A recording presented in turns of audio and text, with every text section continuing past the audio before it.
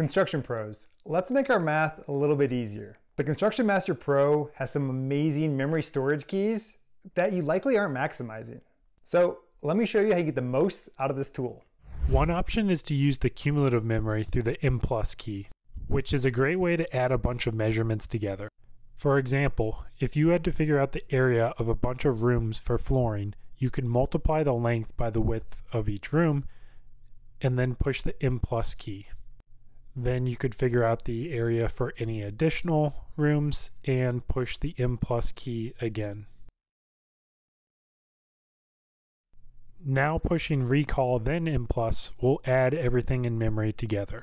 Now let's say there's a 3 foot 4 inch by 5 foot 2 inch cutout that won't get flooring. We could push convert before M+ to use the secondary function, and that area would be deducted from the cumulative memory.